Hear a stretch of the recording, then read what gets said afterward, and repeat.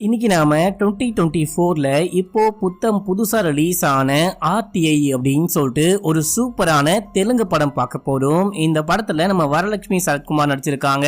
இந்த படத்துடைய கதை என்ன அப்படின்னு சொல்லிட்டு பாத்தீங்கன்னா, இந்த படத்துடைய ஆரம்பத்திலேயே ஒரு ஸ்கூல் படிக்கிற 16 வயசு பொண்ணு எதையோ பார்த்து பயந்துகிட்டு இருக்கா. ஏதோ ஒரு பயங்கரமான பயத்தோட இருக்கா. அவ திடீர்னு தூக்கு மாட்டி தொங்கி இறந்து போக அப்பா அம்மா இந்த விஷயத்த பார்த்து ஷாக் ஆகுறாங்க. தன்னுடைய பொண்ணு எதுக்காக இறந்து போனா அப்படின்ற விஷயத்த அவங்க கண்டுபிடிச்சாங்களா இல்லையா அப்படின்றதுதான் கதை. ரொம்பவே வித்தியாசமான நல்ல ஒரு கருத்து சொல்லக்கூடிய படம். கண்டிப்பா எல்லாரும் பாருங்க. சரி, வாங்க இந்த படத்தை டீடைலா பார்க்கலாம். அதுக்கு முன்னாடி நம்ம சேனலை சப்ஸ்கிரைப் பண்ணிக்கோங்க, பக்கத்துல வர பெல்லையும் கிளிக் பண்ணிக்கோங்க. இந்த வீடியோக்குள்ள போறதுக்கு முன்னாடி ஒரு லைக் கொடுத்துட்டு இந்த வீடியோவை பார்க்க ஸ்டார்ட் பண்ணுங்க மக்களே. இந்த படத்துடைய ஸ்டார்டிங் சீன்லயே மாயா அப்படின்னு சொல்லிட்டு ஒரு சின்ன பொண்ணை காமிக்கிறாங்க. அந்த பொண்ணு எதையோ நினைச்சு பயங்கர ஃபீலிங்ல இருக்கா. இப்ப அந்த பொண்ணு யோசிக்கும் போது ஸ்கூல்ல என்னமோ இந்த பொண்ணுக்கு நடந்திருக்கு. ஸ்கூல்ல இந்த பொண்ணு பைத்தியம் முடிச்ச மாதிரி பண்ணிட்டு இருக்கா. எதையோ பார்த்து ரொம்ப ரொம்ப பயப்படுறா அப்படின்ற மாதிரி காமிக்கிறாங்க. அதையெல்லாம் நினைச்சு பார்த்து கம்ப்யூட்டர்ல லேப்டாப்ல எதையோ டைப் பண்ணிட்டு இருக்கா. டைப் பண்ணிட்டு அப்பா அம்மாக்கு கால் பண்றா. அப்பா அம்மா ரெண்டு பேருமே டாக்டரா இருப்பாங்க, பிஸியா இருக்காங்க போல, போனையே அட்டன் பண்ண மாட்டாங்க. இந்த பொண்ணு நிறைய வாட்டி கால் பண்ணி பாக்குறா. அதுக்கப்புறம் ரொம்ப கஷ்டப்பட்டு அவளே தூக்கு மாட்டி தொங்கி இறந்து போறா. இப்போ ரொம்ப நேரம் கழிச்சு வேலையெல்லாம் முடிச்சுட்டு அப்பா அம்மா வீட்டுக்கு வராங்க. வீட்டுக்கு வந்து அம்மா தான் முதல்ல டெட் பாடியை பாக்குறாங்க. பார்த்தவங்க சமையா கத்தி கதறி அழுகுறாங்க, மாயா அப்படின்னு சொல்லிட்டு. அப்பாவும் அழுகிறாரு. அதுக்கப்புறம் போலீஸ்க்கு கால் பண்றாங்க. போலீஸ், ஆம்புலன்ஸ், அந்த ஃபாரன்சிக் டீம் அப்படின்னு சொல்லிட்டு எல்லாருமே வராங்க. முதல்ல டெட் பாடியை கீழே இறக்குறாங்க. அதுக்கப்புறம் ஏதாவது எவிடன்ஸ் கிடைக்குமா அப்படின்னு சொல்லிட்டு ஃபாரன்சிக் டீம்லாம் பாக்குறாங்க. இப்போ இந்த விஷயம்லாம் முடிஞ்சதுக்கு அப்புறமா அந்த டெட் பாடியை அங்கிருந்து கொண்டு போறாங்க. என் பொண்ணை கொண்டு போகாதீங்க அப்படின்னு சொல்லிட்டு அப்பா அம்மா போயிட்டு அந்த பொண்ணை பிடிச்சி அழுதுகிட்டே இருக்கும் போது அந்த பொண்ணுடைய விரல் ஒரு மாதிரி ப்ளூ கலர்ல இருக்கு. என்ன, நம்ம பொண்ணு தற்கொலை பண்ணி இறந்து போயிட்டா அப்படின்னு சொல்லிட்டு பார்த்தா விரல்லாம் ஒரு மாதிரி ப்ளூ கலர்ல இருக்கு. அப்படின்னா இந்த பொண்ணுடைய பாடிக்குள்ள ஏதோ விஷயம் மாதிரி போயிருக்கு போல அப்படின்னு சொல்லிட்டு யோசிக்கிறாங்க. இப்ப அந்த பொண்ணுடைய பாடியை போஸ்ட்மார்ட்டம் பண்ண கொண்டு போறாங்க. டிவி நியூஸ்ல விக்டர் இன்டர்நேஷனல் ஸ்கூல்ல 10வது படிச்ச மாயா அப்படின்ற பொண்ணு தற்கொலை பண்ணி இறந்து போயிட்டா. அதனால அந்த ஸ்கூல்ல வந்துட்டு துக்கம் அனுசரிக்கிறாங்க. அந்த மாதிரிலாம் நியூஸ் ஓடிக்கிட்டு இருக்கு. இப்போ போஸ்ட்மார்ட்டம் முடிஞ்சு ரிப்போர்ட்டை போலீஸ் வாங்கிட்டு வராரு. அதை கொண்டு வந்து அப்பா அம்மாட்ட காமிக்கும் போது கிடையவே கிடையாது, என் பொண்ணு வந்துட்டு சஸ்பீஷியஸா இறந்து போயிருக்கா, அவ தற்கொலை பண்ணிக்கவும் வாய்ப்பு கிடையாது. அதே டைம்ல அந்த பொண்ணுடைய விரல்கள் எல்லாம் பார்க்கும்போது ப்ளூ கலர்ல இருந்துச்சு அப்படின்னு சொல்லிட்டு இவங்க மறுபடியும் ரீபோஸ்ட் மாட்டம் பண்ணோம் அப்படின்னு சொல்லிட்டு கோர்ட்ல மனு தாக்கல் பண்றாங்க. கோர்ட்டும் பர்மிஷன் கொடுக்குறாங்க.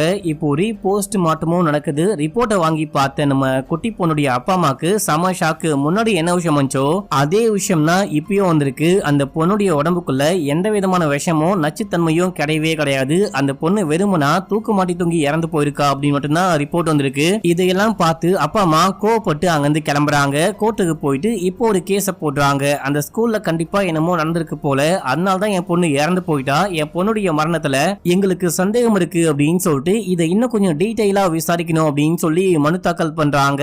இந்த கேஸ் நடக்க ஆரம்பிக்குது. பல மாதங்களா பல வாரங்களா நடந்துகிட்டே இருக்கு. இப்போ இந்த பொண்ணுடைய அப்பா அம்மா அந்த ஸ்கூல் மேலேயே கேஸ் போட்டிருப்பாங்க மக்களே. அந்த கேஸ் ஒரு பக்கம் நடந்துட்டே இருக்கும் போது இவங்க ஒரு டுபாகூர் லாயரை பிடிச்சி வச்சிருக்காங்க போல. அந்த ஆளு அவருக்கு டைம் இல்ல அப்படின்னு சொல்லிட்டு வாய்தா கேட்டுக்கிட்டு இருக்காரு. ஜட்ஜே செமையா கடுப்பாகிறாங்க. உனக்கு வேலை இருக்கு அப்படின்ற காரணத்துக்காகலாம் விக்டிம் ஃபேமிலி கூட விளையாடாதீங்க, இதுதான் கடைசி வாய்தா, இதுக்கப்புறம் கரெக்டா கேஸ் நடத்தணும் அப்படின்னு சொல்லிட்டு வார்ன் பண்ணி அனுப்புறாங்க. அந்த ஜட்ஜிக்கு வந்துட்டு பாத்தீங்கன்னா இந்த பொண்ணுடைய அப்பா அம்மா பார்க்க பாவமா இருக்கு. அவங்களுடைய அசிஸ்டன்ட் கிட்ட சொல்லி எதையோ எழுதி கொடுத்து அனுப்புறாங்க. அதுல ஆர்டிஐ அப்படின்னு சொல்லிட்டு போட்டிருக்கு. இப்பதான் படத்துடைய பேரையே போட்டு ஸ்டார்ட் பண்றாங்க. ஆர்டிஐ அப்படின்னா ரைட் டு இன்ஃபர்மேஷன். மக்களே, உங்கள நிறைய பேருக்கு தெரிஞ்சிருக்கலாம், தெரியாமலும் இருக்கலாம். அதாவது தகவல் அறியும் உரிமை சட்டம் அப்படின்னு சொல்லுவாங்க. எக்ஸாம்பிளுக்கு உங்க ஏரியால ஒரு ரோடு போடுறாங்க அப்படின்னு சொல்லிட்டு வச்சுக்கோங்களேன். இந்த ரோட எந்த கம்பெனி போடுறாங்க, எந்த பர்பஸ்க்காக போடுறாங்க, இந்த ரோட்டை போட்டு முடிக்க எவ்வளவு செலவாயிருக்கு அப்படின்னு சொல்லிட்டு எல்லா விஷயத்தையும் இந்த தகவல் அறியும் உரிமை சட்டம் மூலியமா எந்த ஒரு சாமானிய மனுஷனும் தெரிஞ்சுக்க முடியும். இது ரோடு போடுற விஷயம் மட்டும் இல்லாம நிறைய விஷயத்துக்கு பயன்படும். இந்த படத்தை முழுசா பாத்தீங்கன்னா உங்களுக்கு நல்லா புரியும் நினைக்கிறேன். இப்ப அப்படியே எங்க சீனை கட் பண்ணி 2 வருடங்களுக்கு பிறகு அப்படின்னு சொல்லிட்டு காமிக்கிறாங்க. நம்ம ஹீரோயினையும் அவங்க அப்பாவையும் காமிக்கிறாங்க. ரெண்டு பேருமே வக்கீல். நம்ம ஹீரோனால நடக்க முடியாது போல, வீல் சேர்ல தான் அப்பா வந்துட்டு நம்ம ஹீரோயினை கோர்ட்டுக்குள்ள கூட்டிட்டு போறாரு. இப்போ ஒரு கேஸ். அந்த கேஸ்ல யாரு விக்டிம், யாரு பாதிக்கப்பட்டவங்க அப்படின்னு சொல்லிட்டு பார்த்தா நம்ம ஹீரோயினுடைய அப்பா. இவர் போன வருஷம் ட்ரெயின்ல டிராவல் பண்ணிருக்காரு. போயிட்டு திரும்பி வரத்துக்கும் ரிட்டர்ன் டிக்கெட் போட்டிருக்காரு. அந்த ரிட்டர்ன் டிக்கெட்டை கேன்சல் பண்ணும்போது 2 ரூபாய் மட்டும் புடிச்சிட்டு கொடுத்திருக்காங்க. அதாவது டாக்ஸ் மாதிரி புடிச்சிட்டு கொடுத்திருக்காங்க. இப்போ அந்த 2 ரூபாய் எங்களுக்கு வேணும் அப்படின்னு சொல்லிட்டு சொல்லிட்டு கேஸ் போட்டிருக்காங்க. இவங்க வெறும் 2 ரூபாய்க்காக கேஸ் போட்டு இந்த கோர்ட்டுடைய டைமை வேஸ்ட் பண்ணிட்டு இருக்காங்க அப்படின்னு சொல்லிட்டு பிபி வாதாட ஆரம்பிக்கிறாரு. ஏமா இது உனக்கே நியாயமா? வெறும் 2 ரூபாய்க்காகலாம் கேஸ் போடுவியா அப்படின்னு சொல்லிட்டு கேட்கும் போது, இது என்னுடைய 2 ரூபாய் பத்தின பிரச்சனை கிடையாது, மொத்தமா 35 லட்சம் பேரு அந்த டைம்ல டிக்கெட்டை கேன்சல் பண்ணிருக்காங்க, அவங்க எல்லாருக்குமே அந்த 2 ரூபாய் கட்டா இருக்கு. ஒரு நபருக்கு 2 ரூபாய் அப்படின்றது பிரச்சனை கிடையாது, ஒவ்வொரு நபருக்கும் 2 ரூபாய் அப்படின்னு சொல்லிட்டு பார்க்கும்போது கோடிக்கணக்கான ரூபாய் ரயில்வேஸ் வந்துட்டு மக்களை ஏமாத்துறாங்க. அது மட்டும் இல்லாம எனக்கு 2 ரூபாய் அப்படின்றது பெரிய விஷயம் கிடையாது, அதுவே ரொம்ப ரொம்ப கஷ்டப்பட்டு ஒரு நாளைக்கு 100 ரூபாய் தான் ஒரு மனுஷன் சம்பாதிக்கிறான், அவன் ட்ரெயினை புக் பண்ணி போறான் அப்படின்னும் போது அவனுக்கு அந்த 2 ரூபாய் ரொம்ப பெரிய விஷயமா இருக்கும். இந்த எல்லா விஷயத்தையும் யோசிச்சு பார்த்து நீங்க ஒரு நல்ல தீர்ப்பு கொடுக்கணும். இது மட்டும் இல்லாம ரயில்வேஸ்ல நிறையவே பிரச்சனை நடக்குது, ஒவ்வொன்னா ஆர்டிஐ போட்டு இப்பதான் கண்டுபிடிச்சுக்கிட்டு இருக்கேன் அப்படின்னு சொல்றாங்க. இப்போ இந்த வாதத்தை கேட்ட நீதிபதிக்கு இவங்க சொல்றது கரெக்ட் அப்படின்ற மாதிரி தான் புரியுது. இவங்க மட்டும் இல்லாம 35 லட்சம் பேர் பாதிக்கப்பட்டிருக்காங்க இல்லையா, எல்லாருக்குமே அவங்களுக்கு போய் சேர வேண்டிய அந்த 2 ரூபாய் போய் சேரணும் அப்படின்னு சொல்லிட்டு தீர்ப்பு கொடுக்குறாங்க. இப்போ இதே டைம்ல வாய்தாக்காக மாயாவுடைய அப்பா அம்மா வந்திருப்பாங்க. அந்த கேஸ் நடக்குது பாத்தீங்களா, அந்த ஸ்கூலுக்கு எதிராக கேஸ் போட்டு கேஸ் நடத்திட்டு இருக்காங்க. அந்த டைம்ல நம்ம ஹீரோயினும் அவங்க அப்பாவும் எப்படி வாதாடுறாங்க, எவ்வளவு திறமையா கேஸ் ஜெயிக்கிறாங்க அப்படின்ற விஷயம்லாம் பார்த்து மிரண்டு போறாங்க. இப்ப அப்படியே எங்க சீனை கட் பண்ணா மாயாவுடைய அப்பா அம்மாக்கு நம்ம ஹீரோயின் வாதாடின விஷயம் ரொம்ப ரொம்ப பிடிச்சிருக்கு. ஹீரோயினும் அவங்க அப்பாவும் நம்ம கேஸ்ல வாதாடினா கண்டிப்பா நம்ம வின் பண்ண வாய்ப்பு இருக்கு அப்படின்னு சொல்லிட்டு அவங்க கிட்ட பேச போறாங்க. அங்க ஒரு குட்டி பையன் இருக்கான், உங்களுக்கு யார் வேணும் அப்படின்னு சொல்லிட்டு கேட்கும் போது இந்த மாதிரி ஹீரோயினையும் அப்பாவையும் பார்க்கணும் அப்படின்னு சொல்ல அவனும் உள்ளுக்குள்ள போங்க அப்படின்னு சொல்றான். அடுத்த சீன்லயே இவங்க கேஸ் எடுக்க ஓகேன்னு சொல்லிட்டாங்க. இந்த கேஸை நாங்க எடுத்து வாதாடுறோம் அப்படின்னு சொல்லிட்டு வீட்டுக்கு போயிட்டு இவங்களுக்கு ஏதாவது எவிடன்ஸ் கிடைக்குமா, போலீஸ் ஏதாவது மிஸ் பண்ணிட்டாங்களா அப்படின்ற மாதிரி பாக்குறாங்க. இப்போ ஹீரோயினுடைய அப்பா இந்த அப்பா அம்மா கிட்ட விசாரிக்க ஆரம்பிக்கிறாரு. உங்களுக்கு ஏதாவது கடைசியா ஞாபகம் இருக்கா அப்படின்னு சொல்லிட்டு கேட்கும் போது அப்பா கிட்டயும் சரி அம்மா கிட்டயும் சரி அந்த பொண்ணு ஏதோ ஸ்டார்டிங்ல சொல்ல ட்ரை பண்ணிருக்கா, ஏதோ விளையாட்டு சாமான் கேட்க போறா போல, இல்ல பாக்கெட் மணி அதிகமா கேட்க போறா போல அப்படின்னு சொல்லிட்டு இவங்க பெருசா கண்டுக்காம வேலையில பிஸியா இருந்திருக்காங்க. அன்னைக்கு ஒரு அவசரமான வேலை இருந்த காரணத்தினால சீக்கிரமா கூட கிளம்பி போயிட்டு இருக்காங்க. இந்த விஷயம் தான் ஆச்சு. அந்த பொண்ணு நிறைய வாட்டி எங்களுக்கு கால் பண்ணிருக்கா, நாங்க ஒரு முக்கியமான ஆபரேஷன்ல இருந்த காரணத்தினால போனை கூட அட்டென்ட் பண்ணல அப்படின்னு சொல்றாரு. அப்படின்னா ஏதோ ஒரு முக்கியமான விஷயத்த அந்த பொண்ணு உங்ககிட்ட சொல்ல ட்ரை பண்ணிருக்கா, நீங்க தான் கேட்காம போயிட்டு இருக்கீங்க அப்படின்னு சொல்லிட்டு அப்பா சொல்றாரு. அடுத்து நம்ம ஹீரோயின் மாயாவுடைய அம்மாவை தனியா கூட்டிட்டு போயிட்டு பேச ஆரம்பிக்கிறாங்க. மாயாக்கு டைரி எழுதுற பழக்கம் இருக்கா அப்படின்னு சொல்லிட்டு கேட்கும் போது முன்னாடி சின்ன வயசுல இருந்துச்சு, அதுக்கப்புறம் அந்த பொண்ணு விட்டா அப்படின்னு சொல்ல இப்ப அப்படியே வீட்டை சுத்தி முத்தி பார்க்கும் போது 3 பேரும் ஒன்னா இருக்க மாதிரி போட்டோ இருக்கும். அந்த போட்டோவை பார்த்துட்டு நான் கேட்கறனே அப்படின்னு சொல்லிட்டு தப்பா நினைச்சுக்காதீங்க, ஒருவேளை மாயாவை அவங்க அப்பா ஏதாவது பண்ணிருக்க வாய்ப்பு இருக்கா அப்படின்னு சொல்லிட்டு கேட்க இவங்க ஷாக் ஆகுறாங்க. அதுக்கு சரியா ஆன்சரே பண்ண மாட்டாங்க. இப்ப அப்படியே சீன் கட் ஆகுது. நம்ம ஹீரோயின் போயிட்டு மாயாவுடைய லேப்டாப்பை செக் பண்ண ஆரம்பிக்கிறாங்க. அப்படி செக் பண்ணும்போது ஏதாவது ப்ரௌசிங் ஹிஸ்டரி இருக்குமா, அதை வச்சு ஏதாவது கண்டுபிடிக்கலான்னு பாக்குவீங்களா அப்படின்னு சொல்லிட்டு அப்பா கேட்கும் போது ஆமான்னு சொல்றாங்க. அதுக்குள்ள பெருசா எதுவுமே இருக்க போறது கிடையாது. ஆக்சுவலா நீங்க வந்துட்டு மாயாக்கு முன்னாடி என்ன விஷயம் நடந்துச்சு அப்படின்னு சொல்லிட்டு கண்டுபிடிக்க ட்ரை பண்றீங்க.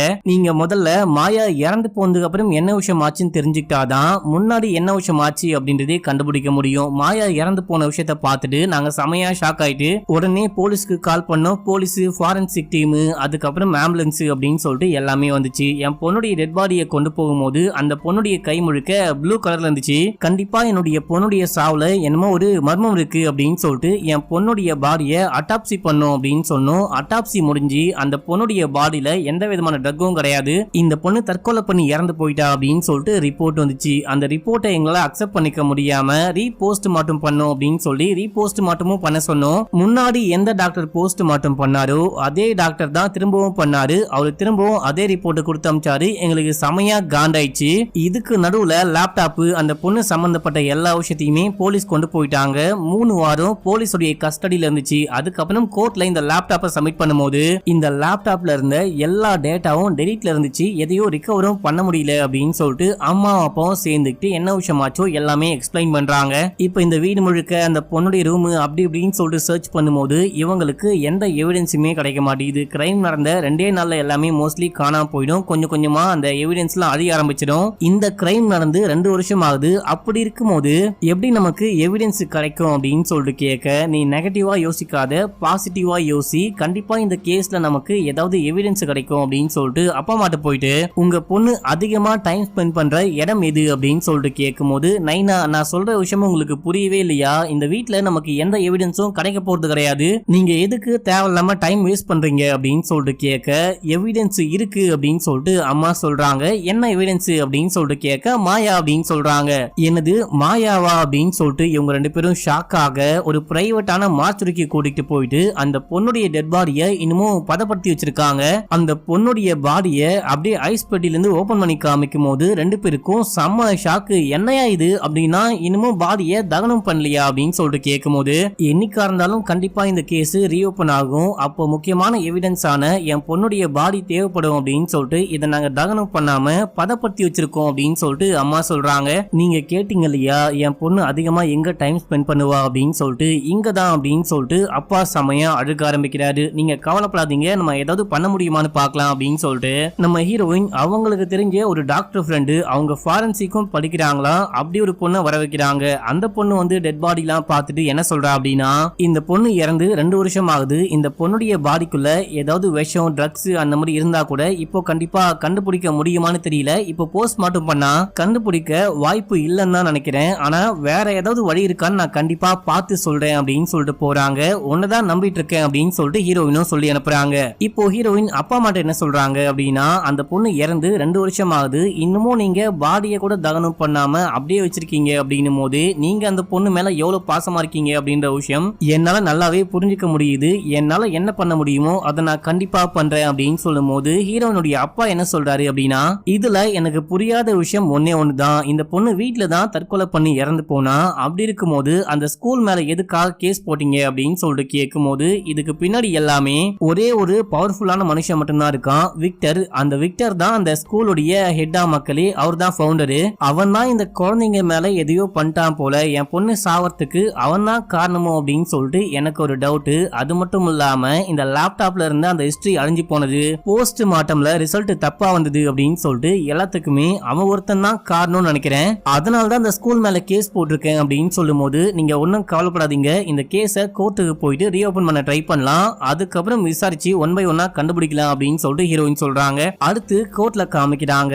இந்த கேஸை ரீஓபன் பண்ணோம் அப்படின்னு சொல்லிட்டு கேஸ் நடக்குது. நம்ம ஹீரோயின், நான் இந்த கேஸை பத்தி தெரிஞ்சுக்கணும் அப்படின்னு சொல்லிட்டு 2 RTI ஃபைல் பண்ணிருக்கேன். அதுல முதலாவதுல இந்த பொண்ணுடைய பாடியை யாரு போஸ்ட் மார்ட்டம் பண்ணா அப்படின்னு சொல்லிட்டு பார்க்கும்போது, ஒரே டாக்டர் தான் 2 வாட்டியுமே போஸ்ட் மார்ட்டம் பண்ணிருக்காரு. முதல் வாட்டி ரிப்போர்ட்லயே பேரண்ட்ஸுக்கு இந்த போஸ்ட் மார்ட்டம் ரிப்போர்ட்ல நம்பிக்கை கிடையாது, அதனால தான் 2வது வாட்டி மறுபடியும் போஸ்ட் மார்ட்டம் பண்ணோம் அப்படின்னும் போது 2வது வாட்டியுமே எதுக்காக அதே டாக்டர் போஸ்ட் மார்ட்டம் பண்ணோம், இதுல கண்டிப்பா ஏதோ ஒரு குளறுபடி இருக்கு. இன்னொரு விஷயம் என்ன அப்படின்னா, இந்த கேஸ்ல முக்கியமான எவிடன்ஸே அந்த லேப்டாப் தான் அப்படின்னும் போது, அந்த லேப்டாப்பை 3 வாரம் போலீஸ் வந்துட்டு தன்னுடைய கஸ்டடியில வச்சிருந்தாங்க அப்படின்னு சொல்லி தெரிஞ்சுக்கிட்டேன். எதுக்காக வச்சிருந்தாங்க, அப்படி இந்த முக்கியமான எவிடன்ஸான லேப்டாப் போலீஸோடைய கஸ்டடியில இருக்கும்போது அவங்க உள்ளுக்குள்ள என்ன விஷயம் தான் கண்டுபிடிச்சாங்க அப்படின்ற விஷயம் இது வரைக்கும் வெளியே வரவே இல்லை, அது வெளியே வரணும். இந்த கேஸே எதுக்காக அப்படின்னா, அந்த பொண்ணுடைய அப்பா அம்மா தன்னுடைய பொண்ணு மர்மமான முறையில இறந்து போயிருக்கா அப்படின்னா கேஸ் ஃபைல் பண்ணிருக்காங்க. அந்த பொண்ணுடைய சாவுல என்ன மர்மம் இருக்கு அப்படின்னு சொல்லிட்டு கண்டுபிடிக்கணும் அப்படின்னா இந்த கேஸை ரீஓபன் பண்ணி இதுக்கு முன்னாடி யாரெல்லாம் விசாரிச்சோமோ அவங்க எல்லாரையும் திரும்ப விசாரிக்கணும் அப்படின்னு சொல்லும் போது ஜட்ஜ் அம்மாவும் அதுக்கு பெர்மிஷன் கொடுக்குறாங்க. ஓகே, இந்த கேஸை ரீஓபன் பண்ணலாம் அப்படின்னு சொல்றாங்க.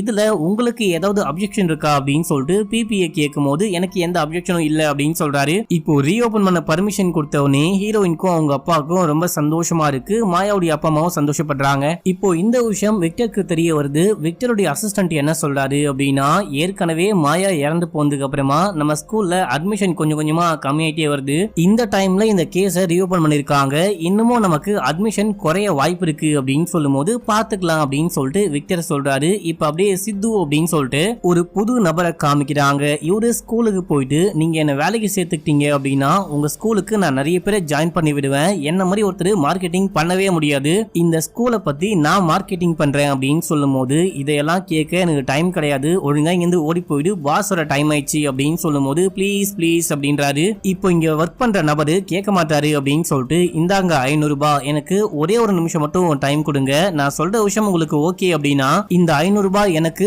வேலையும் கொடுத்துடணும், அப்படி இல்ல நான் மொக்க போட்டுக்கிட்டு இருக்கேன் அப்படின்னா இந்த 500 ரூபாய் உங்களுக்கு நான் கிளம்பி போயிட்டே இருப்பேன் அப்படின்னு சொல்லிட்டு எக்ஸ்பிளைன் பண்ண ஆரம்பிக்கிறாரு. ஒரே மாசத்துல 100 பேரை இந்த ஸ்கூலுக்கு நான் ஜாயின் பண்ணி காமிக்கிறேன், அப்படி ஜாயின் பண்ணி காமிக்கல அப்படின்னா என் பேரையே மாத்திக்கிறேன் அப்படின்ற மாதிரி கான்பிடென்டா பேசிட்டே இருக்கும்போது அங்க வந்த விக்டர், இவன் என்ன எவ்வளவு கான்பிடென்டா பேசிட்டானே அப்படின்னு சொல்லிட்டு கூப்பிட்டு பேச ஆரம்பிக்கிறாரு. உன்னால முடிஞ்சா இப்போ இன்னைக்கு வந்துட்டு நிறைய பேர் அட்மிஷனுக்காக வந்திருக்காங்க. அவங்க ஃபார்ம் ஃபில்அப் பண்ண மட்டும் தான் வந்திருக்காங்க. ஒருவேளை அவங்கள ஒரு 4 பேரை மட்டும் 4 சின்ன பசங்களை மட்டும் இந்த ஸ்கூல்ல சேர்த்து விட்டேன் அப்படின்னா உன்னை நான் வேலைக்கு ஜாயின் பண்ணிக்கிறேன், வேலைக்கு சேர்த்துக்கிறேன் அப்படின்னு சொல்லும் போது அவ்வளவுதான மேட்ரு. இப்போ என்னுடைய திறமையை மட்டும் பாருங்க அப்படின்னு சொல்லிட்டு இப்போ அந்த ஃபார்ம் வாங்க வந்திருப்பாங்க பாத்தீங்களா, அவங்க கிட்ட போயிட்டு பேச்சு கொடுக்க ஆரம்பிக்கிறாரு. அப்பா அம்மா கிட்ட பேசியே மயக்கிறாரு. இந்த ஸ்கூல்ல அட்மிஷன்லாம் முடிஞ்சு போச்சு, இதுக்கப்புறம் எல்லாருமே வெயிட்டிங்ல தான் இருக்க போறாங்களா. ஆனா எனக்கு இந்த ஸ்கூல் கூட ஒரு சின்ன கனெக்ஷன் இருக்கு, நான் சொன்னா கண்டிப்பா சேர்த்துப்பாங்க. நம்ம ஊர்லயே இந்த மாதிரி ஒரு பெஸ்டான ஸ்கூலே கிடையாது. இந்த ஸ்கூல்ல படிச்சா உங்க பொண்ணு அப்படி வருவா, உங்க பையன் அப்படி வருவா, இப்படி இப்படின்னு சொல்லிட்டு பயங்கரமா பேசி ஒரு 4-5 பேரை இந்த ஸ்கூல்ல சேர வச்சிடுறாரு. இந்த விஷயத்தை பார்த்து விக்டர் செமையா சந்தோஷப்படுறான், ஒரு மாதிரி சர்ப்ரைஸும் ஆகுறான். உனக்கு நிறையவே டேலண்ட் இருக்கு, நீ சொன்ன மாதிரி ஒரே மாசத்துல 100 பேர் இந்த ஸ்கூல்ல ஜாயின் பண்ணி விட்ட அப்படின்னா நீ என்ன கேட்டாலும் பண்ற. முதல்ல நீ 10 பேரை ஜாயின் பண்ணு, 10 பேரை ஜாயின் பண்ணி விட்டவனே உனக்கு காரு வீடு அப்படின்னு சொல்லிட்டு எல்லாமே கிடைக்கும் அப்படின்னு சொல்லும் போது இவரும் சந்தோஷமா கிளம்புறாரு. இப்போ அடுத்தது எக்ஸாம் ரிசல்ட் எல்லாம் வரப்போது. இந்த விக்டர் ஸ்கூல்ல வந்துட்டு அட்லீஸ்ட் 10 பேராச்சும் டாப்பரா வந்தாங்க அப்படின்னா மட்டும்தான் இந்த ஸ்கூல்ல படிச்சா டாப்பரா வர முடியும் அப்படின்னு சொல்லிட்டு பேரண்ட்ஸ் இந்த ஸ்கூலுக்கு கொண்டு வந்து பசங்களை சேர்த்து விடுவாங்க அப்படின்னு சொல்லிட்டு கவர்மெண்டோடைய சர்வரையே ஹேக் பண்ணி இந்த ஸ்கூல்ல படிச்ச ஒரு 10 பசங்க மட்டும் டாப்பரா வந்துட்டாங்க அப்படின்ற மாதிரி காமிக்க எக்கச்சக்கமான பேரு அட்மிஷனுக்கு இந்த ஸ்கூல் வாசல்ல வந்து நிக்கிறாங்க. நிறைய பேர் இந்த ஸ்கூல்ல சேர ஆசைப்படுறாங்க. சொல்ல போனா இந்த ஸ்கூல்ல 100 சீட்டு தான் இருக்கு அப்படின்னா 200-300 பேர் லைன்ல வெயிட் பண்றாங்க அப்படின்ற மாதிரி காமிக்கிறாங்க. இதனால விக்டர் ரொம்ப சந்தோஷப்பட்டு சித்துவுக்கு காரு வீடு அப்படின்னு சொல்லிட்டு வாங்கி கொடுக்குறான். சித்துவும் சித்துவோடைய ஃபேமிலியும் ரொம்ப சந்தோஷமா இருக்கிறாங்க. இப்போ அந்த விக்டர் பிரஸ் மீட் ஒன்று நடத்தி இந்த ஸ்கூலை பத்தி சம பெருமையா பேசிக்கிட்டு இருக்கான். இந்த விஷயத்த யூடியூப் லைவ்ல நம்ம மாயாவுடைய அப்பா அம்மா பாக்குறாங்க. இந்த வீடியோவை ஹீரோவையும் ஹீரோவுடைய அப்பாவையும் பார்க்கவும் சொல்றாங்க. அவங்களும் பார்க்க ஆரம்பிக்கிறாங்க. விக்டர் இந்த ஸ்கூலை பத்தி சம பெருமையா பேசிக்கிட்டு இருக்கான். உங்க குழந்தைங்களை இந்த ஸ்கூல்ல சேர்த்து விட்டீங்க அப்படின்னா அவங்க ஃபியூச்சர் சூரியன் மாதிரி பிரைட்டா இருக்கும் அப்படின்னு சொல்லும் போது பிரைட்டா இருக்கிறதுலாம் இருக்கட்டும், ஏற்கனவே உங்க ஸ்கூல்ல படிச்ச மாயான்ற பொண்ணு தற்கொலை பண்ணி இறந்து போயிட்டா, அதை பத்தி என்ன சொல்றீங்க அப்படின்னு சொல்லிட்டு ஒரு மீடியாக்காரன் கேட்கும் போது அந்த கேஸ் கோர்ட்ல நடந்துகிட்டு இருக்கு, அதுக்கு முன்னாடி என்னால ஒண்ணுமே சொல்ல முடியாது அப்படின்னும் போது நீங்க சொல்ல முடியாது அப்படின்லாம் போக முடியாது, உங்க ஸ்கூல்ல படிச்சதுக்கு அப்புறம் தான் அந்த பொண்ணு இறந்து போயிருக்கா, ஸ்கூல்ல கண்டிப்பா என்னமோ நடந்திருக்கு அப்படின்னு சொல்லிட்டு மாயாவுடைய அப்பா அம்மா சந்தேகப்படுறாங்க. நீங்க இதுக்கு கண்டிப்பா பதில் சொல்லியே ஆகணும், அநியாயமா ஒரு பொண்ணு இறந்து போயிட்டா நீங்க என்னன்னா வியாபாரம் பண்ணிட்டு இருக்கீங்க அப்படின்னு சொல்லும் போது விக்டர் கடுப்பாயிட்டு அடிக்க பாயிரம். மத்தவங்க எல்லாம் தடுத்து நிப்பாட்டுறாங்க. அடிக்காதீங்க, கூல் டவுன் அப்படின்னு சொல்லும் போது நான் இந்த பிரஸ் மீட்டை அமைதியா நடத்திட்டு போகலாம் அப்படின்னு சொல்லிட்டு பார்த்தா நீங்க எல்லாருமே என்ன நோண்டிக்கிட்டு இருக்கீங்க. இப்போ உங்களுக்கு பிரேக்கிங் நியூஸ் தானே வேணும், நீங்க பிரேக்கிங் நியூஸா போடக்கூடிய ஒரு நியூஸை நான் சொல்றேன். இந்த விஷயத்த நான் கோர்ட்ல கூட சொல்லல, கோர்ட்ல மட்டும் இல்லாம யார்ட்டையுமே சொல்லக்கூடாது அப்படின்னு தான் நினைச்சேன். மாயா வந்துட்டு நீங்க எல்லாருமே நினைக்கிற மாதிரி இன்னசென்ட் கிடையாது, ஒரு மோசமான பொண்ணு. எங்க ஸ்கூல்ல நிறையவே ரூல்ஸ் இருக்கு, அந்த ரூல்ஸை யாருமே பிரேக் பண்ணக்கூடாது அப்படின்னு சொல்லி நினைப்போம். அந்த ரூல்ஸ்ல முக்கியமான ரூல் என்ன அப்படின்னா எந்த ஸ்டூடெண்ட்டும் போன் யூஸ் பண்ணக்கூடாது அப்படின்ற விஷயம் தான். ஆனா அந்த ரூல்ஸ் எல்லாம் பிரேக் பண்ணி மாயா வந்துட்டு டெய்லி போனை ஸ்கூலுக்கு கொண்டு வந்திருக்கா. அது மட்டும் இல்லாம அடிக்கடிக்க பாத்ரூம்ல போயிட்டு உட்கார்ந்துட்டு இருந்திருக்கா. அந்த பொண்ணு வந்துட்டு பாத்தீங்கன்னா ஹாஸ்டல்ல தங்கி படிச்சிருக்கா போல. நைட் டைம்ல ஹாஸ்டல் ரூம்ல இருக்கிறத விட அந்த பொண்ணு அதிகமா பாத்ரூம்குள்ள போயிட்டு உட்கார்ந்துப்பா அப்படின்ற விஷயத்த கூட படிக்கிற நிறைய பசங்க சொல்லிருக்காங்க. இதனாலேயே கிருபா அப்படின்ற ஒரு டீச்சர் இந்த பொண்ணு என்ன விஷயம் தான் பண்றா, பாத்ரூம்குள்ள போயிட்டு ஏதோ பேசுறா, ஏதோ சவுண்ட் கேக்குது அப்படின்ற விஷயம் தெரியுது, பாத்ரூம்குள்ள போயிட்டு என்ன பண்றான்னு பார்த்தா போன் வச்சிருக்கா. அந்த போனை புடுங்கி பார்க்கும்போது விட்டு படம் இருக்கு. அந்த போனை இன்னும் கொஞ்சம் நல்லா செக் பண்ணி பார்க்கும்போது அந்த பொண்ணு சில பசங்க கூட இந்த ஹார்ட்டா சேட்லாம் பண்ணிருக்கா, தப்பா சேட் பண்ணி அவங்க இருந்து காசு வாங்கி அதெல்லாம் செலவு பண்ணிருக்கா அப்படின்ற மாதிரி கண்டுபிடிக்கிறாரு. நீ பண்றது கொஞ்சம் கூட சரியே கிடையாது, நான் போயிட்டு பிரின்சிபல் கிட்ட கம்ப்ளைண்ட் பண்ண போறேன் அப்படின்னு சொல்லும் போது உடனே அந்த பொண்ணு ஷர்ட் எல்லாம் கழட்ட ஆரம்பிக்கிறா. அடியே என்னடி பண்ற அப்படின்னு சொல்லிட்டு கேட்கும் போது நீ என்ன வேணா பண்ணிக்கோ, ஆனா பிரின்சிபல் கிட்ட மட்டும் போயிட்டு கம்ப்ளைண்ட் பண்ணாத, அதையும் மீறி போயிட்டு நீ கம்ப்ளைண்ட் பண்ணா நீ என்ன கற்பழிக்க பார்த்தன்னு கம்ப்ளைண்ட் கொடுப்பேன் அப்படின்னு சொல்லும் போது அவரு மனசுடைஞ்சு போயிருக்காரு, ரொம்பவே கஷ்டப்பட்டிருக்காரு. இந்த விஷயத்த விக்டர் கிட்ட வந்து சொல்லிருக்காரு. அவ ஒரு சைக்கோவா இருக்கா, நம்ம ஏதாவது பண்ண முடியுமான்னு பார்க்கலாம், இப்போதைக்கு இந்த விஷயத்த பெருசாக்காத அப்படின்னு சொல்லிட்டு நான் தான் அவரை டிரான்ஸ்பர் பண்ணி வேற ஒரு ஊருக்கு என்னுடைய ஸ்கூலுக்கே அனுப்பிச்சு வச்சிருக்கேன். இந்த விஷயம் தான் ஆச்சு அப்படின்னு சொல்லும் போது இங்க இருக்க மீடியா பீப்புளுக்கு மட்டும் இல்லாம அந்த குட்டி பொண்ணுடைய அப்பா அம்மாக்கும் ஷாக்கு, என்ன நம்ம பொண்ணு மேல இப்படி எல்லாம் பழிய போடுறாங்களே அப்படின்னு சொல்லிட்டு அழுகுறாங்க. இப்ப அப்படியே எங்க சீனை கட் பண்ணி இந்த கேஸ் கோர்ட்ல நடக்குது. கிருபா வந்து பேச ஆரம்பிக்கிறாரு. அந்த பொண்ணு இந்த மாதிரிலாம் பண்ணா, அந்த மாதிரிலாம் பண்ணா, தப்பான பொண்ணு அப்படின்னு சொல்லும் போது அப்பாக்கு கோவம் வந்து கோர்ட்டுன்னு கூட பார்க்காம அடிக்க பாயிறாரு. இவரை வந்துட்டு தடுத்து நிப்பாட்டி எல்லாரும் வெளியே கூட்டு போறாங்க. நீங்க பாத்தீங்களா எந்த அளவுக்கு அவரு முரட்டுத்தனமா நடந்துக்கிறாரு அப்படின்னு சொல்லிட்டு பாருங்க. கோர்ட்டுக்குள்ளேயே வச்சு ஒரு நபரை அட்டாக் பண்ண பாக்குறாங்க அப்படின்னா இவங்க எல்லாரும் எவ்வளவு மோசமானவங்க பாருங்க அப்படின்னு சொல்லிட்டு அந்த பிபி இருக்காரு பாத்தீங்களா, அவரு இவங்களுக்கு எதிராக வாதாடும் போது இப்போ ஹீரோயின் வந்து ப்ராப்பரா இந்த கேஸ விசாரிக்க ஆரம்பிக்கிறாங்க. அந்த பொண்ணு அன்னைக்கு நைட்டு போனை நோண்டிக்கிட்டு இருந்தா, போன் மூலியமா யார்கிட்டயோ செக்ஸ் சாட்லாம் பண்ணிட்டு இருந்தா அப்படின்னு சொல்றீங்க இல்லையா, அப்படி பேசணும் அப்படின்னா கண்டிப்பா நெட் கனெக்ஷன் இருக்கணும் கரெக்டா அப்படின்னு சொல்லிட்டு கேட்கும் போது ஆமா அப்படின்னு சொல்றாரு. உங்க ஸ்கூல்ல அதுக்கப்புறம் அந்த ஹாஸ்டல்ல ஜாமர் இருக்கா இல்லையான்னு கேட்கும் போது இருக்கு அப்படின்றாரு.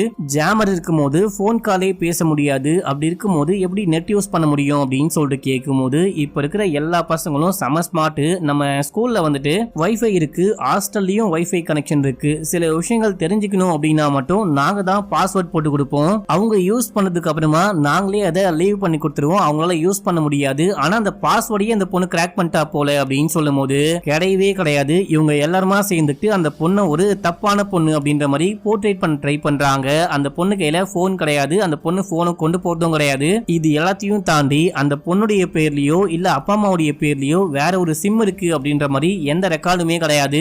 இந்த பொண்ணை இவங்க எல்லாருமா சேர்ந்து எப்படியோ கொலை பண்ணிட்டாங்க, அந்த பொண்ணுடைய சாவுக்கு காரணமா இருக்காங்க, அந்த விஷயத்தை மறைக்கணும் அப்படின்னா இந்த மாதிரிலாம் தப்பா போய் சொல்லிட்டு இருக்காங்க அப்படின்னு சொல்லிட்டு வாதாட, நீங்க சும்மா வாய் வார்த்தையா பேசினா மட்டும் போதாது, கோர்ட்டுக்கு எவிடன்ஸ் வேணும் அப்படின்னு சொல்லிட்டு ஜட்ஜி கேக்குறாங்க. எனக்கு கொஞ்சம் டைம் கொடுங்க, நான் வந்துட்டு ஆதாரத்தோட வரேன் அப்படின்னு சொல்லிட்டு ஹீரோயின் சொல்றாங்க. இப்ப அப்படியே எங்க சீனை கட் பண்ணி ஹீரோயினுடைய வீட்டுல காமிக்கிறாங்க. மாயாவுடைய அப்பா அம்மா போயிட்டு நாங்க இந்த கேஸ டிராப் பண்ணிக்கிறோம் அப்படின்னு சொல்லும் போது இவங்களுக்கு சமையா காண்டாவது.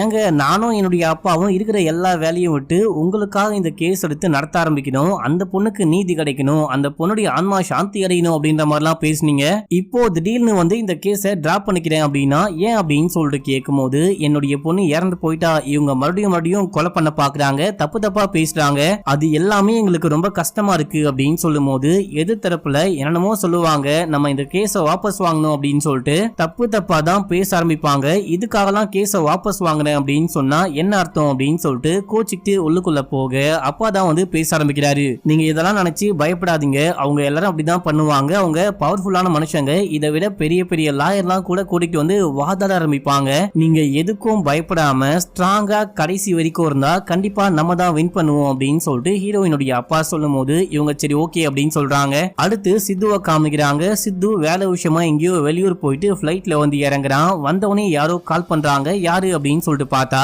ஒரு முக்கியமான விஷயம், நீ கிளம்பி உடனே வீட்டுக்கு வாடா அப்படின்னு சொல்லும் போது இவரும் கிளம்பி போயிட்டு பார்த்தா இவருக்கு தெரிஞ்ச ஒருத்தருடைய பையனை அந்த விக்டர் ஸ்கூல்ல சேர்த்து விட்டுருப்பாரு. இப்ப அந்த பையன் மர்மமான முறையில இறந்து போயிட்டான். போஸ்ட்மார்ட்டம் ரிப்போர்ட்ல அந்த பையன் ட்ரக்ஸ் யூஸ் பண்ணிருக்கான் அப்படின்னு சொல்லிட்டு ரிப்போர்ட் வந்திருக்கு. உன்னை நம்பி தானே என்னுடைய பையனை அந்த ஸ்கூல்ல சேர்த்து விட்டேன், சின்ன பையன், அவன் எதுக்கு ட்ரக்ஸ் யூஸ் பண்ண போறான், அவன் கைக்கு எப்படி ட்ரக்ஸ் கிடைக்கும், யாரோ என்னமோ பண்றாங்க, அநியாயமா என் பிள்ளைய கொலை பண்ணிட்டியடா அப்படின்னு சொல்லிட்டு செமையா திட்டி சண்டை போடுறாரு. இப்படி நடக்கும் அப்படின்னு சொல்லிட்டு எனக்கு தெரியவே தெரியாது, என்ன மன்னிச்சுக்கோங்க, என்ன விஷயம் ஆச்சுன்னு நான் பாக்குறேன், மன்னிச்சுக்கோங்க மன்னிச்சுக்கோங்க அப்படின்னு சொல்லிட்டு அழுகிறாரு. இந்த பையன் இறந்து போனதுக்கு அப்புறமா இவர் மன ரீதியா ரொம்ப ரொம்ப கஷ்டப்படுறாரு. ஒருவேளை மத்தவங்க சொல்றது எல்லாமே உண்மையா இருக்குமோ, இதுக்கு முன்னாடியே மாயா அப்படின்ற ஒரு பொண்ணு தற்கொலை பண்ணி இறந்து போயிட்டா, இப்போ ஒரு பையன் அந்த ட்ரக்ஸால பாதிக்கப்பட்டு இறந்து போயிட்டான், நம்ம பொண்ணும் அதே ஸ்கூல்ல தான் படிக்கிறா, நம்ம பொண்ணு மட்டும் இல்லாம இன்னும் நிறைய பேரை நம்ம ஜாயின் பண்ணிட்டு இருக்குமே அப்படின்னு சொல்லிட்டு ஃபீல் பண்றாரு. அடுத்த சீன்லயே எல்லாருடைய பேரண்ட்ஸையும் மீட் பண்ணி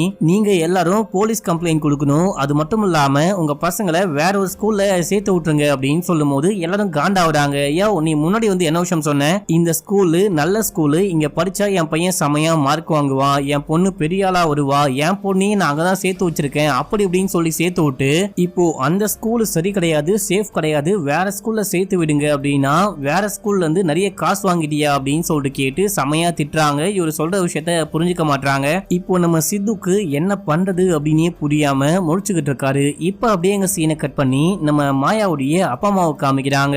உங்க பொண்ணுடைய டெட் பாடியை நீங்களே போஸ்ட்மார்ட்டம் பண்ணுங்க அப்படின்னு சொல்லி பெர்மிஷன் வாங்கி கொடுத்திருப்பாங்க நம்ம ஹீரோயின். ஆனா இவங்களால பண்ணவே முடியல, ரொம்பவே ஃபீல் பண்ணிட்டு உட்கார்ந்துட்டு இருக்கும் போது ஒரு டாக்டர் பொண்ணை கூட்டு வந்தாங்க பாத்தீங்களா, அந்த பொண்ணு வந்து என்ன விஷயம் சொல்றா அப்படின்னா, நீங்க போஸ்ட்மார்ட்டம் பண்ணாலும் வேலைக்காவது, எந்த விஷயத்தையும் கண்டுபிடிக்க முடியாது, அதுக்கு பதிலா இந்த போன் மேரோல ஒரு ஃப்ளூயிட் இருக்கும், அதை கொண்டு போயிட்டு டெஸ்ட் பண்ணி பார்த்தா நம்மளால ஏதாவது கண்டுபிடிக்க வாய்ப்பு இருக்கு, இதுக்கு முன்னாடியே இந்த மாதிரி வெளிநாடுகள்ல டெஸ்ட் பண்ணி பார்த்து அதுல சக்சஸும் பார்த்திருக்காங்க, என்ன நம்பி இந்த விஷயம் பண்ணுங்க அப்படின்னு சொல்லும் போது சரி ஓகே ட்ரை பண்ணி பார்க்கலாம், ஏதாவது கண்டுபிடிக்க முடியுதான்னு பார்க்கலாம் அப்படின்னு சொல்லிட்டு ஓகே சொல்றாங்க. இப்ப அப்படியே சீன் கட் ஆகுது. நம்ம சித்துவை காமிக்க காமிக்கிறாங்க. சித்து வந்துட்டு அவங்க கிட்ட பேசலாம் எந்த பலனும் கிடையாது, நேரா போயிட்டு விக்டர் கிட்ட பேசி பார்க்கலாம் அப்படின்னு சொல்லிட்டு போக விக்டருக்கு எல்லா விஷயமும் தெரிஞ்சு போச்சு. இப்போ விக்டர் சித்துவை மிரட்ட ஆரம்பிக்கிறான். இங்க பாரு, ஒழுங்கா இருந்து ஓடி போயிடு, நான் போயிட்டு மத்தவங்களை காப்பாத்துறேன், அது பண்ண போறேன் இது பண்ண போறேன் அப்படின்னு சொன்னேன் அப்படின்னா நீ தான் சேர்த்து விட்ட, நீயும் இந்த கேங்ல இருக்க எல்லாத்துக்கும் நீ தான் காரணம் அப்படின்னு சொல்லிட்டு உன் மேல பழிய போட்டு உன்னை தூக்கி ஜெயில போட எனக்கு டைம் ஆகாது, ஒழுங்கா வெளியே போட அயோக்கிய ராஸ்கல் அப்படின்னு சொல்லி மிரட்டி அமுச்சு விட்டுறான். இப்ப அப்படியே எங்க சீனை கட் பண்ணி அந்த டாக்டர் பொண்ணை காமிக்கிறாங்க. அந்த பொண்ணு அந்த போன் மேரோ ஃப்ளூயிட செக் பண்ணி பார்க்கும்போது அதுல சில ட்ரக்ஸ் உடைய அந்த ட்ரேசஸ் எல்லாம் கண்டுபிடிக்கிறா. இந்த பொண்ணுக்கு இந்த ட்ரக் அடிக்கடிக்க சொல்ல போனா டெய்லி ஃபுட்ல கலந்து கொடுத்துருக்காங்க போல, அதனால்தான் இந்த பொண்ணு நிறையவே பாதிக்கப்பட்டிருக்கா. இந்த பொண்ணுக்கு மென்டலி நிறையவே ப்ராப்ளம் வந்திருக்க வாய்ப்பு இருக்கு. தூக்கமின்மை, அதுக்கப்புறம் இவருடைய மூளையுடைய ஃபங்க்ஷனே சரியா வேலை செய்யாம இருந்திருக்க கூட வாய்ப்பு நிறையவே இருக்கு அப்படின்னு சொல்லிட்டு அந்த விஷயம்லாம் கண்டுபிடிச்சு சொல்ல இப்போ இந்த விஷயத்தை வச்சு ஹீரோயின் வாதாட ஆரம்பிக்கிறாங்க. இப்போ அந்த ஸ்கூல் தரப்புல வாதாட ஒரு பயங்கர ஃபேமஸான லாயர் வராரு. அவர் வந்துட்டு பாத்தீங்கன்னா இதுக்கு முன்னாடி எக்கச்சக்கமான கேஸ் பார்த்திருக்காரு, எல்லா கேஸ்லயுமே வின் பண்ணிருக்காரா, அப்படி ஒரு திறமையான லாயர். இப்போ ஹீரோயின் என்ன சொல்றாங்க அப்படின்னா அந்த பொண்ணுடைய உடம்புல இருந்து இப்படி ஒரு ட்ரேஸை கண்டுபிடிச்சிருக்கோம், இந்த ட்ரக்கை கண்டிப்பா ஹாஸ்டல்ல கொடுத்திருக்கதான் வாய்ப்பு இருக்கு அப்படின்னு சொல்லும் போது அப்ஜெக்ஷன் யுவர் ஆனர், அதை சொல்ல இவங்க கிட்ட என்ன ஆதாரம் இருக்கு அப்படின்னு சொல்லிட்டு அந்த வக்கீல் கேட்க ஆரம்பிக்கிறாரு. சின்ன குழந்தைங்க என்ன வேணா எங்க கிடைக்குதோ எல்லாத்தையும் சாப்பிட வாய்ப்பு இருக்கு, அதனால கூட பாதிக்கப்பட்டிருக்க வாய்ப்பு இருக்கு, இந்த விஷயம் கண்டிப்பா ஹாஸ்டல்ல தான் நடந்திருக்க வாய்ப்பு இருக்கு அப்படின்னு சொல்ல இவங்க கிட்ட எந்த ப்ரூஃபும் கிடையாது. ஒரு பெரிய கம்பெனி மேல, இன்டர்நேஷனல் ஸ்கூல் மேல இவங்க பழி போல பாக்குறாங்க, பணத்தை ஆட்டைய போட பாக்குறாங்க போல அப்படின்ற மாதிரி பேசுறாரு, வாதாடுறாரு. இப்போ ஜட்ஜும் என்ன சொல்றாங்க அப்படின்னா நீங்க ஆதாரம் இல்லாமலாம் பேசக்கூடாது, கோர்ட்டுக்கு ஆதாரம் தான் முக்கியம் அப்படின்னு சொல்லும் போது அதை கண்டுபிடிக்க தான் மாயா எந்த ஹாஸ்டல்ல இருந்தாலோ அதே ஹாஸ்டல்ல இப்போ படிக்கக்கூடிய சில பசங்களுடைய பிளட் சாம்பிள் எடுத்து செக் பண்ணா கண்டிப்பா நம்மளால கண்டுபிடிக்க முடியும் அப்படின்னு சொல்லும் போது அதுக்கு யார் தான் ஒத்துப்பா அப்படின்னு சொல்லிட்டு இந்த வக்கீல் கேக்குறாரு. ஒத்துக்கிட்டாங்க, 10 பேருடைய பேரண்ட்ஸ் வந்துட்டு ஒத்துக்கிட்டாங்க, அவங்களுடைய குழந்தையுடைய உயிர் மேல அவங்களுக்கு பயம் இருக்கு. சோ யாரெல்லாம் ஓகே சொல்லிருக்காங்களோ எல்லா குழந்தைங்களுடைய பிளட் சாம்பிளையும் எடுத்து டெஸ்ட் பண்ணி பார்க்கணும், மேட்ச் பண்ணி பார்க்கணும் அப்படின்னு சொல்லும் போது அந்த எதிர்த்தரப்பு வக்கீல் என்னமோ பேசி பாக்குறாரு. ஆனா ஹீரோயின் தான் கடைசியா வின் பண்றாங்க. சரி ஓகே, நம்ம வந்துட்டு பிளட் சாம்பிள கலெக்ட் பண்ணி டெஸ்ட் பண்ணி பார்க்கலாம் அப்படின்னு சொல்லிட்டு அதுக்கு வந்துட்டு ஜட்ஜி ஒப்புதல் கொடுக்குறாங்க. இப்ப அந்த சின்ன பசங்களுடைய பிளட் சாம்பிள் எல்லாம் கலெக்ட் பண்ணி டெஸ்டிங் அனுப்புறாங்க. டெஸ்டிங் ரிப்போர்ட்டும் வருது. ரிப்போர்ட்டை வாங்கி பார்க்கும்போது அவங்க பிளட்ல எந்த விதமான ட்ரக்கும் கலக்கல அப்படின்னு சொல்லிட்டு தான் ரிப்போர்ட் வந்திருக்கு.